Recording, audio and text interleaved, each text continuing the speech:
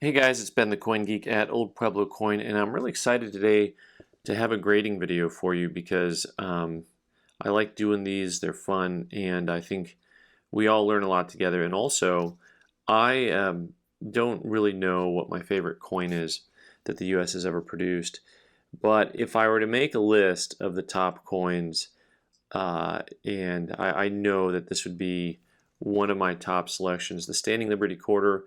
Like when I think about a coin album, that if somebody has the entire album and they just kind of open it up and you can see them all standing there, it's such a handsome design, just lovely.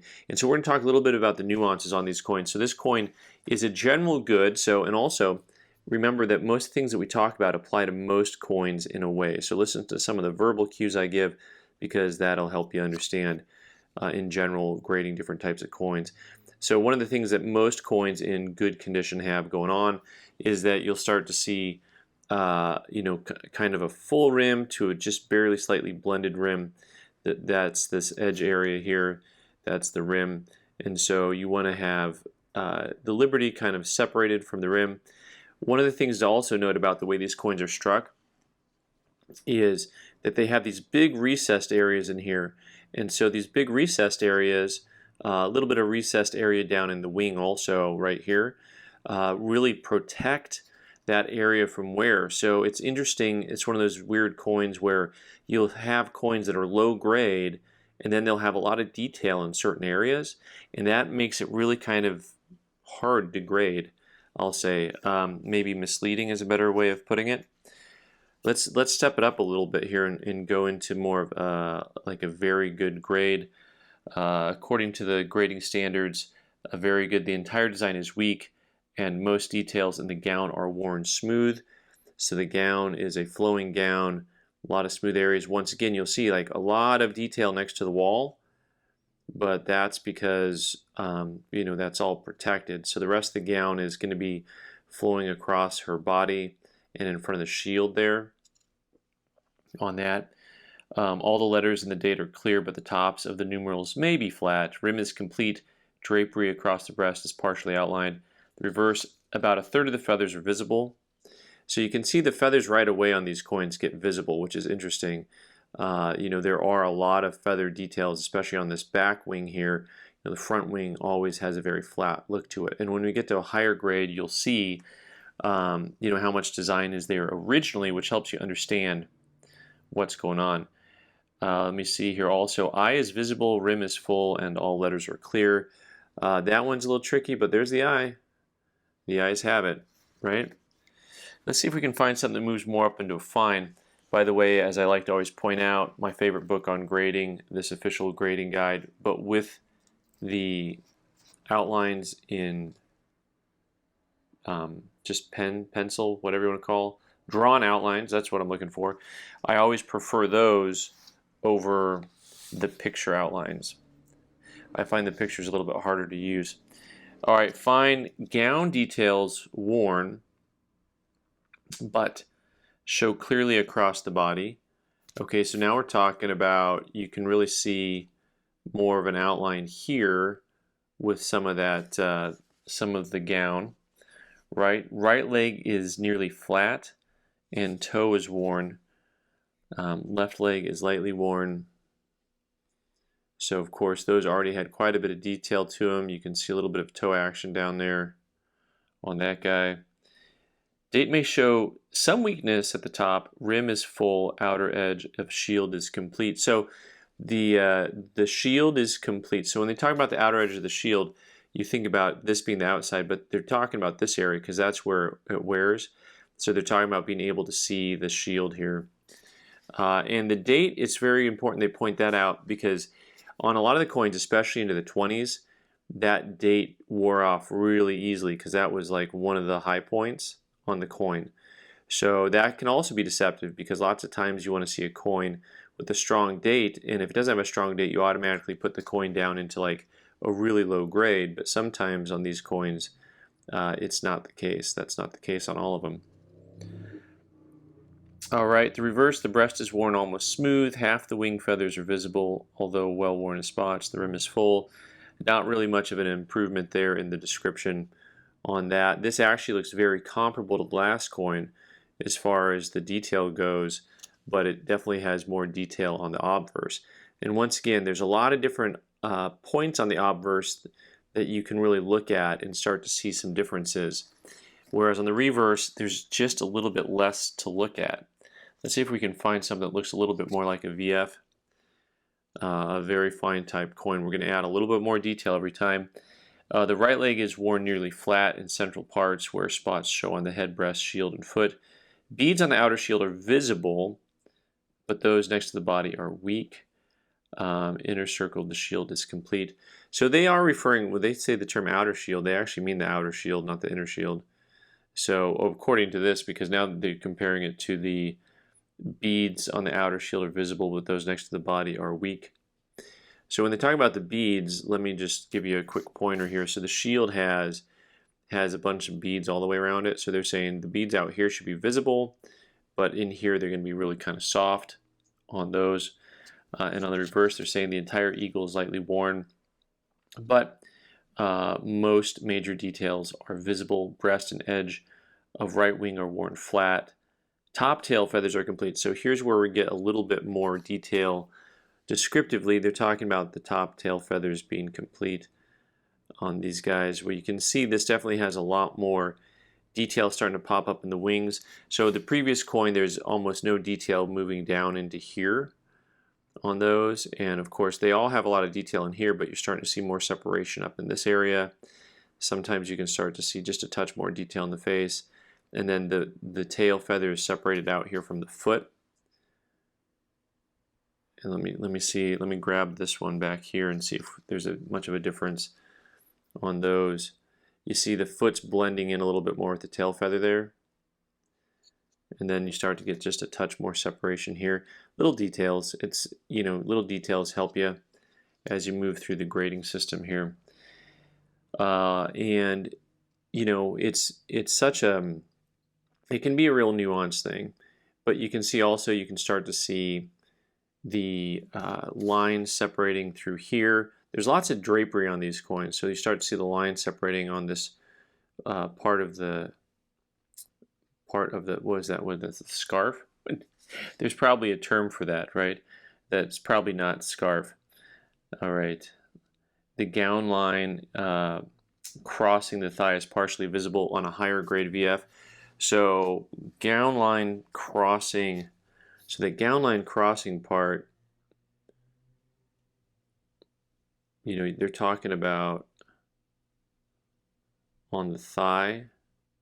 They're starting to talk about an area up in here, crossing the leg. Now we're moving up a little bit to something that's a little bit nicer grade. Let's see if this descriptively how much we move up. I'm just going to, without even reading the descriptions, point out, look again at the detail in the wings. Now, you had detail in the wings before, but now look at how much more detail is popping up on this coin. How many more lines are separated out on that wing. And the same thing on the back wing there. You can start to see feathers start to follow all the way through instead of just having definition at the tips, right? And then you can really see on the tail feathers here, you start to see a little bit more of some line action coming in through here, right? So a little bit more line action popping up in there.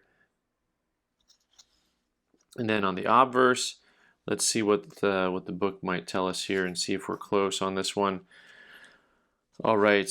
So like on a typical XF, which is I think how I had this originally marked, wear shows on the breast and right leg above and below the knee.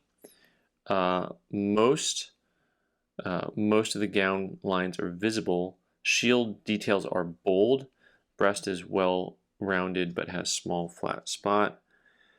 So something else to look at there, you can see on the chainmail area around the breast, that is more developed, and then you've got the gown, the way the gown flows. You see a lot more lines starting to separate throughout that. Also, something to point out, which the book doesn't really mention too much here, is there's also this gown line that flows in front of the wall. And that's something that'll slowly start to grow from one coin grade to the next. So it is an area that gets somewhere to it, but you start to see that become more and more bold on each coin. And they don't really mention the stars too much on here because the stars are visible on almost all of the coins. But if you look at the progression on these coins here, let me see if I can triple stack these here. Right, so if you look at the progression of the stars, from something that's more of like a fine to a very fine to more of an extra fine, you just start to see that entire area pop up a little bit better. All right. And also, of course, traces of mint luster. So this is one of those other things that we've talked about with almost all coins that you look at. You don't grade by mint luster, but mint luster is kind of a hint or a clue as to what grade a coin is. So as I like to say, if a coin has a lot of detail to it, but no mint luster, it's probably a high-end VF to low-end XF. So, which is originally how this person had this coin graded, a VF plus on that, and I think it might go full XF on this coin. It has a little bit more luster to it. We're going to move to a coin that the previous owner called an AU, and I think it's been lightly cleaned, but you're going to see now the separation here as we get back into more detail, just what it looks like the chainmail is coming through a lot stronger, and then just all the detail is really there on this coin. Look at how the flowing gown has so much more detail to it than on the back of the coin here as we look. Look at those tail feathers now. You see there's like 5 split lines on there, something like that, a whole lot more. And you'll see that there is some definition to the eagle's head as far as, the lines go, so the beak is split a little bit, and then you've got those lines behind the eagle's eye. And then you'll start to see more. Now the definition on these coins doesn't start out really strong on that back feather, on the back wing. So you can see how that back wing has more lines to it, but they're never sharp because they were never designed to be sharp. But this front wing, the forewing, has just a ton of lines in it, right? And that's just kind of a really good hint on those. All right, and then you'll see also that shield has a whole lot more detail to it, from the draping cloth around the shield to the insert in the middle of the shield to the beads. As we move from one grade to the next, I'm going to move it back here and look again at that entire area. Less chainmail showing. The cloth is a little bit more worn. The dots are a little bit more worn. And you can see the difference as we transition from one coin to the next, from two coins that at a distance look actually pretty comparable. This coin looks better because it looks like it has more luster, and it does have more luster, but like I said, it's actually been lightly cleaned, so it's got a little bit of brightness that's unnatural, which is not really easy to depict in this video. Finally, I've got a coin that is really lustrous with no wear. This is an uncirculated coin, and once again, this gets back to my opening statement, which is I'm not so certain that there's a nicer looking coin than a Standing Liberty quarter when they're uncirculated. Really, I think the heyday for coins was all those coins produced in 1916. Now you have a coin here that's uncirculated, so something to look at is see how much detail is there, but see how much detail is not there, right? So what I mean by that is, the eagle's chest and underbelly comes with no lines, practically no lines on them whatsoever. And then you've got, just a touch of detail into the feathers at the front of this wing. And then in the back inside, you can understand, again, you see that high ridge for the wing and all those little feathers. So you can understand how a coin that's really well worn, they have that. But you look at the different separation in the wings out here, and you have all kinds of little details you didn't have before. The same is going to be true here, where you have complete separation between the cloth going across her body, under the chainmail. You can actually almost see her belly button through the draped gown that she wears. And then another thing to bear in mind is that the level of detail in the walls, they're always kind of crinkly. They're always just kind of wrinkly, crinkly, whatever the term is. They don't have a lot of strong definition. They're just kind of always there. The other thing to know, of course, about standing Liberty quarters has to do with strike, which is to say, just like a Morgan dollar, when you've got there's really flat spots on the top that can deceive you from an AU to an UNC coin. These coins, sometimes the head will come extremely flat. Sometimes that point on the shield will come extremely flat. The breast, some of the leg areas that are the height of the coin will come extremely flat. So that's going to be, all of this area here. It's almost like a straight line, so it hits there and up there. The other area is actually right here on the shield where, a fully struck coin, fully struck design, full pressure, nicely carved die. There's another bead there on the shield that's completely missing.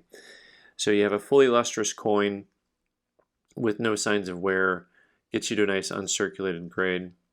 And that's kind of an overview, guys. So for those of you who collect SLQs, as always, your comments are especially appreciated to point out some of the finer points and certain grades that you feel like you want to add to what I said. And of course, as always, thanks so much for watching. I've been the Coin Geek. You can subscribe by clicking on the owl button in the corner and watch more videos on the right side of the screen. Thanks.